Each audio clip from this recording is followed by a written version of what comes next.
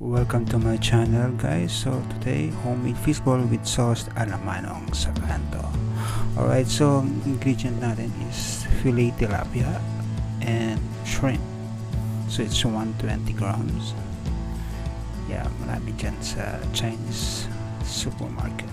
Okay, so kung meron ko yung blender, yan, or might as well food processor, much better.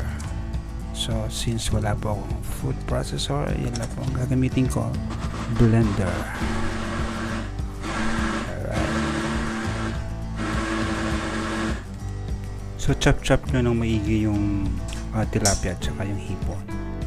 Ayan, tapos ilagay nyo yung 2 teaspoon of baking powder. Yan, then 2 tablespoon of salt and 2 tablespoon of garlic powder. So kung meron kayong chicken powder, lagyan nyo rin 2 tablespoon. Yan, and then 2 tablespoon also of oyster sauce. And then ilagay nyo na yung 2 egg whites.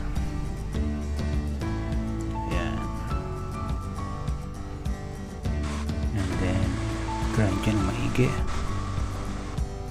Then 1 medium onion, grind nyo rin, and 30 grams of ginger, pampalis na isa. Ayan.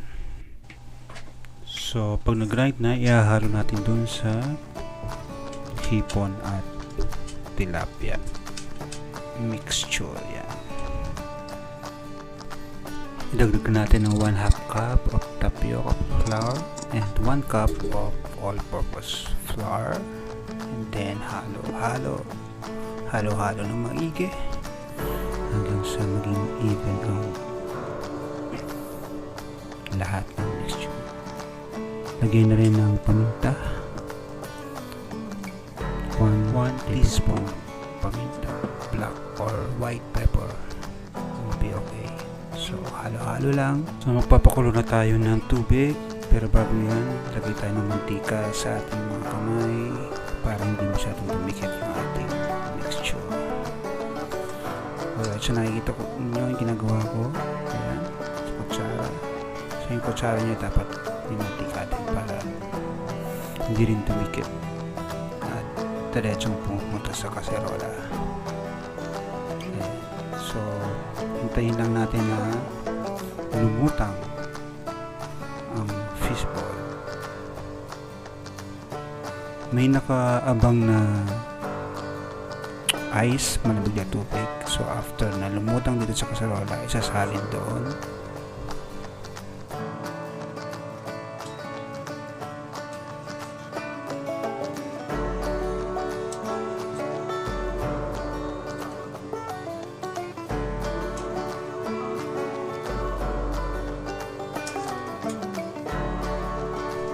So after mababat ng sandali sa malamig na tubig, yan, pwede nyo siyang hamunin o ilagay sa isang plato.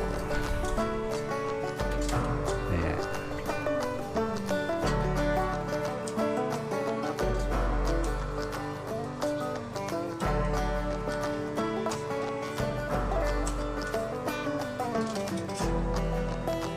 Ayan, ready na po. Ito na po yung finished product natin. So, ngayon gagawa naman tayo ng sauce. So, kailangan ng sibuyas, bawang, at 2 sili. So, tatarin po ng maigi ang bawang. Yan. Tad. And then ang sibuyas. So, depende din po yung sili kung gusto nyo manghang. Yan. So 3 cups of water,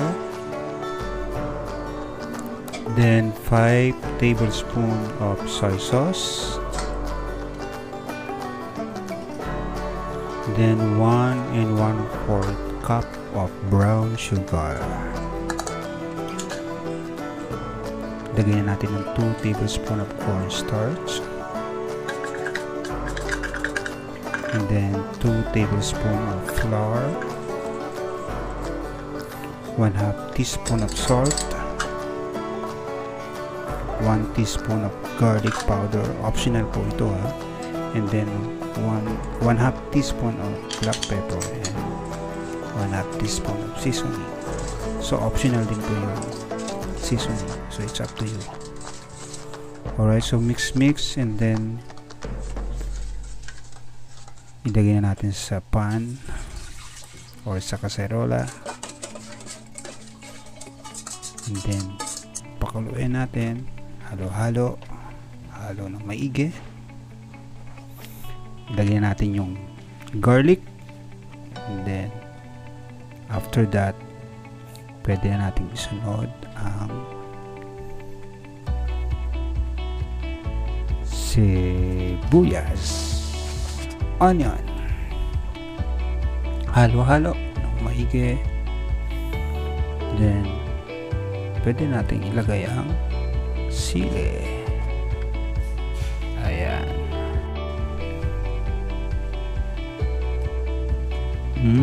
Wow, ang bango, para akong nasa kanto.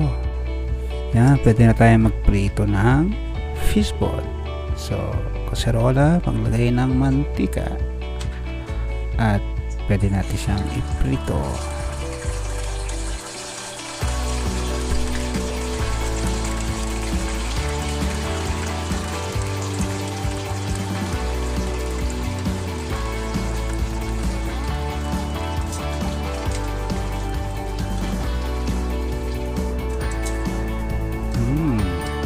Looks yummy ha. Pwede na magpusok-pusok dyan ha.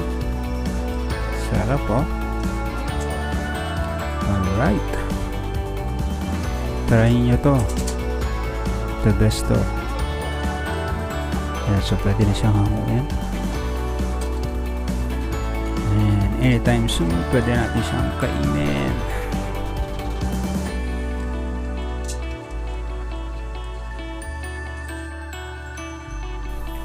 So ayan na nga. Ayan, lagay na ng sauce. So sarap naman ito. Hindi ba kayo naglalaway dyan? This is really my favorite street food. Diba? Nasaan na yung pantusok ko? Ayan, tusok.